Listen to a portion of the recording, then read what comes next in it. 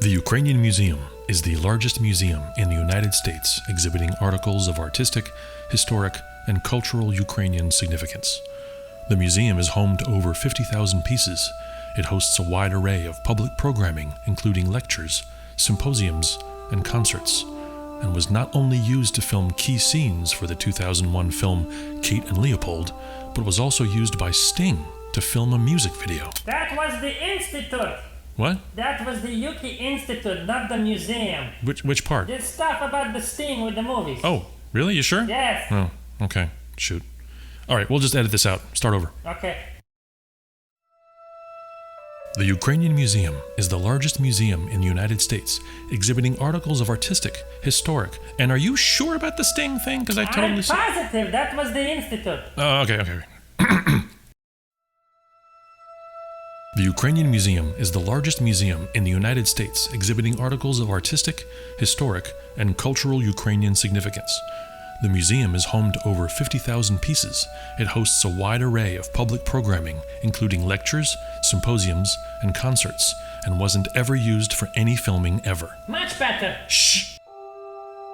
Supporters of the museum may be aware that it has 8,000 objects in its folk art collection, over 2,000 pieces of fine art, and an archive of over 30,000 items that have been generously donated by fine patrons, the vast majority of which are of priceless importance both culturally and artistically.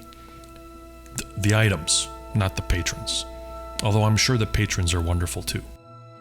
What many may not be aware of, however, is that there is a small number of donated works that, shall we say, never quite made the cut in terms of quality and caliber.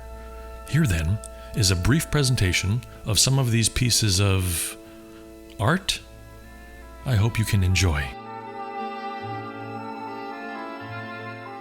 From deep within the never-to-be-seen portion of the archive, we start with an oil painting from the Soviet-era Ukrainian artist Taras Klemich. This piece from 1949 is entitled Irina Celebrates Her 36th Birthday. The archives are home to 3 pieces by famed Ukrainian abstract impressionist Ivan Kopolyak, who famously insisted on making his drip paintings using only borscht. Here is an anonymously donated portrait of Taras Shevchenko made entirely out of macaroni. The artist, thankfully, is unknown. Ukrainian impressionist Alexander Pupchik painted this piece in 1971. It's entitled, Let Me Know When the Kolomeyka is Over. Another piece of his is this one called Perfect Weather for Hayilke. Here is a piece painted in a Dutch master's style by Herahori Talentid, entitled Baba Made Me a Snack. Part of the modern archive that will never be shown to anyone is this pop art piece by Andriy Vina called Kobzar Study No. 4. There's also an extensive photographic collection that was donated by someone named W. Kvass. Here's just one of the pictures, a piece simply titled Kluchi. Did you know you could stick those in a mailbox and they'd get returned? Pretty cool. Here's a piece from 1930 by Yuri Derevov called, of course, Ukrainian Gothic.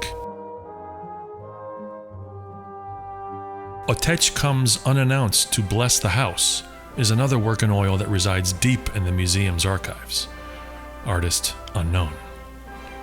Finally, one artist that is semi-well known is Ukrainian landscape painter Yarema Bobros. Here he is in his studio working feverishly on his exceptionally mediocre paintings, 3 of which are owned by the museum and which will never be shown to anyone.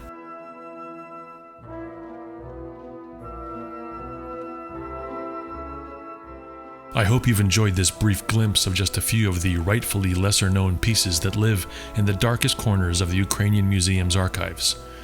Thank you for your kind attention. Are you totally sure Sting didn't film a thing here? Because I remember seeing it, and it was like the Why would it's the I whole lie free about free that? set them free. It's no, nice. that wasn't here. Free, That's the- that was a stupid